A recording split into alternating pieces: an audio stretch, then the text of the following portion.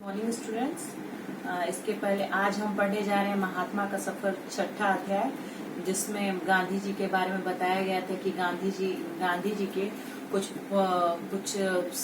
पाठ परिचय उनके बारे में बताया गया था। यह बताया गया था कि उनका नाम क्या है। उनका, जैसा कि सभी बच्चे जानते हैं, जैसे सभी लोग जानते हैं कि उनका पूरा नाम मोहनदास करमचंद गांधी था। उन्हें लोग बापू कहकर पुकारते थे। उनके कार्यों को देखकर लोग उन्हें महात्मा भी उनको कहना आरंभ कर दिए थे। उनके महान कार्यों के कारण उन्हें महात्मा की उपाधि दी गई थी। संपूर्ण देश उन्हें राष्ट्रपिता नाम से भी पुकारता था। उनकी प्रस्तुत पाठ में महात्मा गांधी की आत्मकथा के कुछ अंश दिए गए थे, जिन्हें हम लोगों ने पढ़ा था। आगे जब हम लोगों ने पेज 49 तक की पढ़ाई की थी, अब हम महात्मा का सफर में आगे हम लोग पढ़ाई करने जा रहे हैं, जिसमें हम लोगों ने पढ़ा था। दूसरे ही दिन रात की मेल से मिस्टर वेस्ट डरबन के लिए रवाना हुए और अपनी उगाही का काम मुझे सौंपते गए। उस दिन से मेरे डरबन छोड़ने के दिन तक वे मेरे सुख और दुख के साथी बने रहे। जोहान्सबर्ग से 7 मील दूर तंबू गाड़कर महामारी की चपेट में आई रोगियों को वहां रखा गया था। कोई नहीं कह सकता था कि वो रोगी कैसे रोग मुक्त हुए, किंतु मिट्टी के लेप द्वारा उपचार में मेरी श्रद्धा बढ़ गई। उस समय मुझ पर इस प्राकृतिक उपचार की जो छाप पड़ी वो अभी तक बनी हुई थी। नगर पालिका गोरे नागरिकों के स्वास्थ्य के बारे में 24 घंटों सचेत थे। महामारी को आगे बढ़ने से रोकने के लिए उसने पानी की तरह पैसा बहाया। यह सुभ्य प्रयत्न में मुझसे जितनी मदद बन पड़ी मैंने दी। मैंने हिंदुस्तानियों पर अपने प्रभाव का पूरा उपयोग किया। उनकी बस्ती पर पहरा बैठा दिया और मुझे और मेरे साथियों को स्वतंत्रता पूर्वक आने जाने के लिए पास दे दिए गए थे। 3 सप्ताह के लिए पूरी बस्ती को कुछ दूरी पर बने तंबुओं में बसा लिया गया था और साथी भारतीयों की पूरी बस्ती, जो वहाँ का लोकेशन था, उसको जला देने का भी निर्णय लिया गया था। लोग बहुत घबराए हुए थे। वहाँ लोग बैंक का नाम तक नहीं जानते थे। गरीब लोग अपना पैसा जमीन में गाड़ कर रखते थे। मैंने बैंक के मैनेजर से बात कर सबकी रकम वहाँ पर जमा करवा दी। बस्ती दूसरे दिन जला दी गई। मैं हर रोज साइकिल पर वहाँ हो आता था।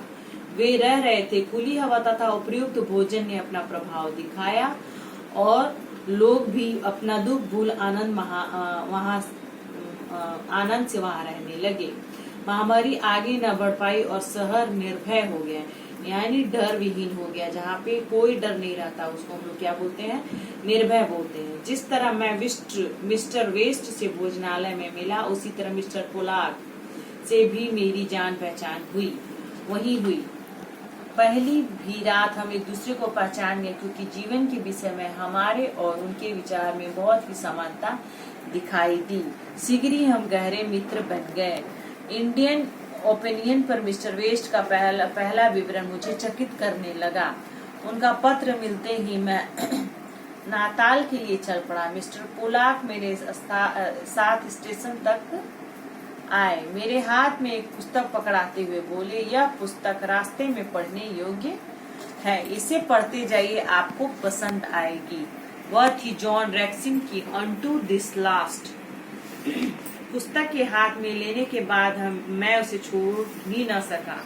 मैंने पुस्तक में वर्णित विचारों का अनुसरण करने का इरादा कर दिया। मेरा पुस्तकीय ज्ञान बहुत कम है, किंतु जो कुछ पुस्तकें मैंने पढ़ी उनमें मैं ठीक से हजम कर सकूं। ऐसी पुस्तकों में जिनके कारण मेरे जीवन में परिवर्तन आया, उनमें से यह पुस्तक ऐसी कही जा सकती है। बाद में मैंने उसका अनुवाद किया और सर्वोदय नाम से वह पुस्तक छपी। सर्वोदय का अर्थ होता है सबका उदय, अर्थात सबकी उन्नति। रक्सिन के इस ग्रंथ रत्न में मैंने अपने विश्वास का स्पष्ट प्रतिबिंब देखा।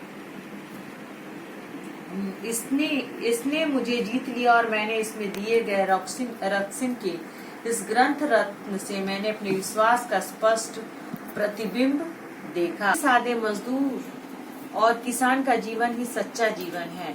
पहली बात को मैं जानता था, दूसरी को मैं धुंधले रूप में देखता था, तीसरी पर मैंने कभी विचार ही नहीं किया था। सर्वोदय ने मुझे दिए की तरह दिखा दिया कि पहले सिद्धांत में दूसरे दोनों सिद्धांत निहित हैं। सवेरा हुआ और मैं उनका अनुसरण करने के प्रयत्न में लग गया। जीवन भर मैं इस पुस्तक के जादुई प्रभाव से बंधा रहा। इसमें महात्मा गांधी की आत्मकथा का अंश अब यही समाप्त होता है। इसको आप बच्चों पढ़ें और समझें महात्मा गांधी के बारे में, और हम और भी अधिक जानकारी इससे प्राप्त कर सकते हैं कि किस प्रकार उन्होंने इस पुस्तक से अपने आप को और भी ज्यादा उजागर किया, उसे किस प्रकार वह उससे पुस्तक से प्रभावित हुए और उन्होंने अपना सारा जीवन उस पुस्तक के तरह ही समर्पित कर दिया था। और उस पुस्तक का नाम था सर्वोदय। सर्वोदय का अर्थ होता है सबका उदय, अर्थात सबकी उन्नति। बच्चों, मैं यह पाठ यही समाप्त करती हूँ। अभी महात्मा गांधी की आत्मकथा का जो अंश है आप पढ़ें और इसे अच्छी तरह से समझें। मैं इसके प्रश्न उत्तर आपको अगले क्लास में करा दूंगी।